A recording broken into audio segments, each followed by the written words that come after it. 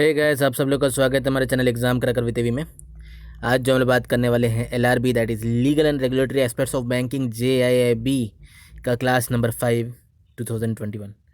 चलिए time waste ना करते डायरेक्ट क्वेश्चंस पे आते हैं। तो फर्स्ट क्वेश्चन आप लोग देख सकते हैं, what are the special features of the consumer protection act from the consumers point of view. ठीक है, पहला ऑप्शन देख सकते हैं, a simple process of complaint redressal, correct है। Inexpensive redressal of complaints, very correct. Speedy registration of consumer grievances, ये भी correct है। All of the above is the correct answer. अगला क्वेश्चन है, a banker on whom the cheque is drawn should pay the cheque when it is presented for the payment. It is his obligation by Section 31 of Negotiable Instrument Act.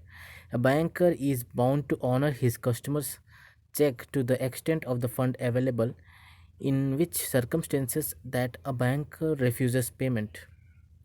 ठीक है, कौन से circumstances है जिसमें वो refuse कर सकता है पेमेंट को? तो या तो वो गार्निशी ऑर्डर हो सकता है, garnishee order issued by the court हो सकता है, या फिर आपका हो सकता है कि वो बैंकरप्ट है, वो अकाउंट होल्डर जो है बैंकरप्ट है, डिसीज है, या इनसेन है, पागल है, माइंड से ठीक नहीं है। तो ये दोनों ऑप्शन हो सकते हैं। तो option A B, that is both 1 and 2 is the correct answer.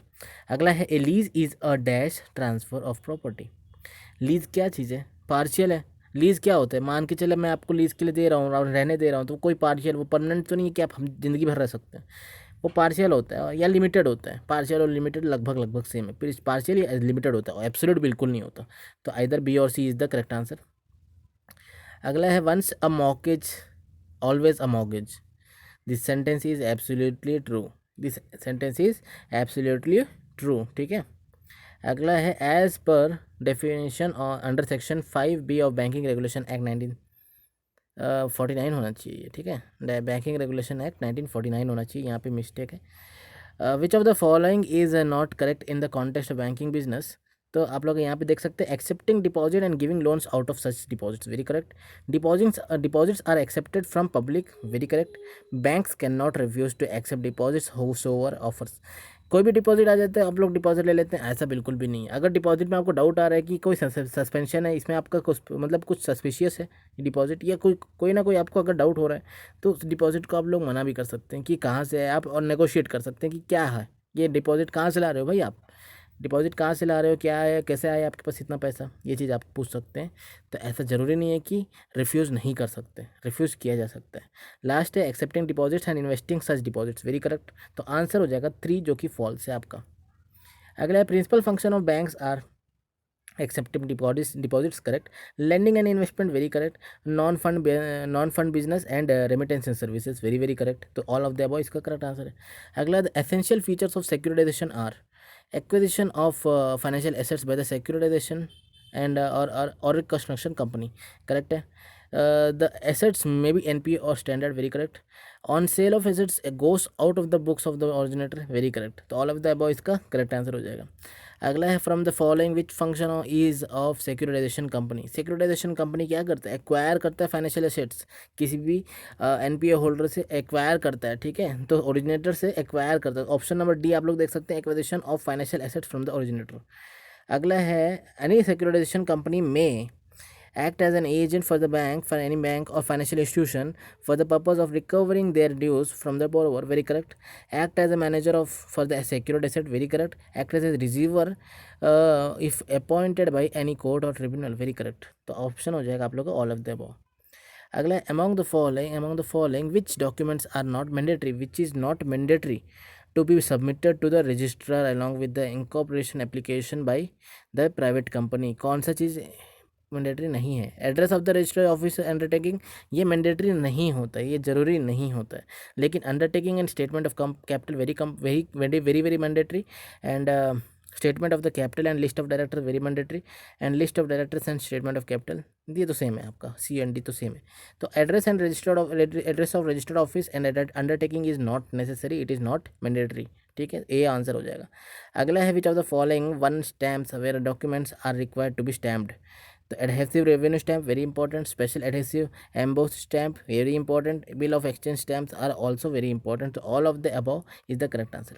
अगला है, dash is a person appointed by the court to wind up the company company को वाइंड अप करने के लिए किसको अपॉइंट किया जाता है, लिक्विडेटर को अपॉइंट किया जाता है, याद रखिएगा लिक्विडेटर।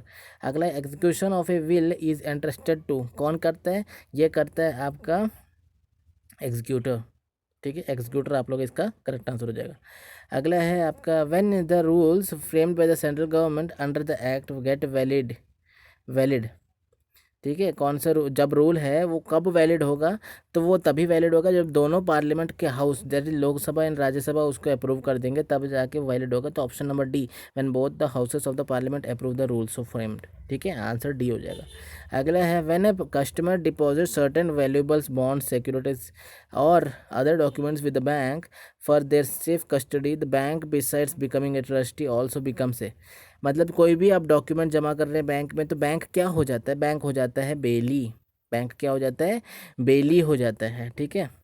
अगला है आपका इन case of safe custody of the article relation between the bank and the customer is, bank जो हो जाता है बेलर, और मैं पिछले क्वेश्चन में गलत बोल दिया था, बेली वाला रिलेशन होगा, ठीक है, बेली होगा आपका रिलेशन, जो कि आप डॉक्यूमेंट जमा करते हैं सेफ कस्टडी में, तो बेली क्या हो जाएंगे, कस्टमर हो जाएंगे, और बेलर कौन हो जाएगा, that is bank, bank is the baler, customer is the belly in the case of safe custody.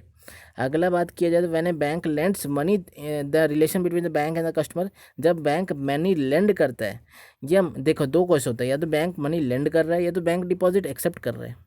अगर लेंड कर रहे हैं तो क्रेडिटर और डेबिटर होगा, बैंक क्या हो जाएगा, क्रेडिटर हो जाएगा क्योंकि दे रहा है, और कस्टमर क्या है, ले रहा है, तो डेबिटर हो जाएगा। लेकिन अगर डिपॉजिट अकाउंट की बात की जाए तो कस्टमर दे रहा है तो कस्टमर क्रेडिटर हो जाएगा, क्या हो जाएगा, कस्टमर क्या हो जाएगा, डेबिटर, सॉरी, हाँ हाँ। अगर डिपॉजिट अकाउंट की बात किया जाए तो बैंक आपका ले रहा है और कस्टमर आपको पैसा दे रहा है, जो देता है वो क्या हो जाता है, क्रेडिटर हो जाता है, और जो लेता है वो क्या हो जाता है, डेटर हो जाता है। तो बैंक क्या हो जाएगा, डेटर हो जाएगा, कस्टमर क्या हो जाएगा, क्रेडिटर हो जाएगा in the case of deposit accounts. तो option D is correct for the current question जो कि आप लोग के सामने स्क्रीन पे दिख रहा है, debtor and creditor, bank is a debtor and creditor is the customer. लेकिन अगर बैंक लेंड कर रहा है मनी तो क्रेडिटर कौन हो जाएगा, बैंक, डेटर कौन हो जाएगा, कस्टमर, ठीक है। In dash the ownership of the goods is yet to pass from the seller to the buyer, seller to the buyer में अभी इसमें ऐसा कौन सा ऑप्शन है जिसमें अभी भी ऐसा सेट नहीं हुआ है चीज़ें, ठीक है, ओनरशिप ऑफ द गुड्स आपका पास नहीं हुआ है, तो आंसर क्या हो जाएगा, contract of future goods, contract of future goods में ओनरशिप अभी भी पास नहीं हुआ रहता, ठीक है, येट टू बी पास्ड। अगला है dash is terminated when the buyer gets the position of the goods, क्या टर्मिनेट हो जाता है, लीन टर्मिनेट हो जाता है, लीन टर्मिनेट हो जाता है जब पोजीशन ऑफ द गुड्स के बायर के पास चले जाता है। अगला hypothecation is agreement, pledge agreement and letter of guarantee, तीनों के तीनों होता है हाइपोथिकेशन। अगला है which of the following statement is false, tax deducted at source is to be deposited within 1 week from the end of the month in which it is to be deducted, एकदम correct है। Person deducting tax at source is required to file a quarterly return of TDS, very correct. Liability to pay income tax arises on account of the residential status and place of the source of income, very correct. All are the correct statements, तो answer हो जाएगा ए। अगला banking companies can pay dividend only after they have return of their all the bad debts, all the NPA, सारे NPA सारे bad debts को अगर right of करते हैं तब जाके वो डिविडेंड दे सकता है बैंकिंग कंपनी। अगला है quarterly onsite visits are undertaken in respect of which of the following, तो आंसर हो जाएगा newly license bank during first year, quarterly on site visits, ठीक है, बहुत इंपॉर्टेंट क्वेश्चन। अगला which of the following statement is correct, तो आप लोग देखते हैं क्या क्या, all documents produce for the inspection of the court are called documentary evidence, very correct.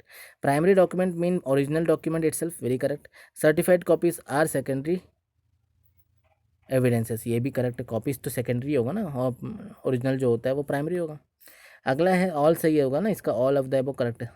Next है general lien gives the creditor right to retain dash which have come in his position, general lien all goods का position होता है, ठीक है, all goods का position को बोलते हैं जनरल लीन।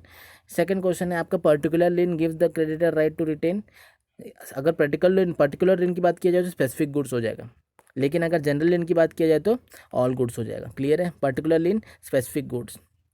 अगला in documentary credit transactions all parties deal with documents and not goods, गलत है, all parties deal in documents and goods as well, very correct. जो भी पार्टी से डॉक्यूमेंट्स एंड गुड्स दोनों के साथ करेगा that is called documentary credit transactions, ठीक है। अगला है एविडेंस मीन्स, एविडेंस का मीनिंग क्या होता है? All statement presented before a court by way of witness, very correct. It is in relation to matter of the fact under inquiry, very correct. Such statements are called oral evidence, very very correct. तो all of the above is the correct answer. अगला है which of the following is not an enclosure to paper book which is enclose to application in DRT. कौन सा चीज़ नहीं होता है? और option आप लोग का क्या क्या है? All the documents based on which the claim is formed, correct है. Details of the payment of the fee, very correct. Application of the borrower is not required, application of the borrower is not required while applying in the DRT. ठीक है, ठीक है, DRT में apply करते समय application of the borrower important नहीं होता है. अगला है आपका banks are to maintain records of which of the following transaction as per prevention of money laundering act 2002. इसमें क्या होता है? 10 लाख से ऊपर का जितने भी ट्रांजेक्शन्स हैं उसको नहीं, क्या सिर्फ ट्रांजेक्शन मत सुनो, cash transaction of the value more than 10 lakhs is the answer, और it's equivalent in the foreign currency. तो ऑप्शन नंबर बी एकदम करेक्ट है. All cash transaction of the value more than 10 lakhs और it's equivalent in the foreign currency is the correct answer for that question. B answer होगा.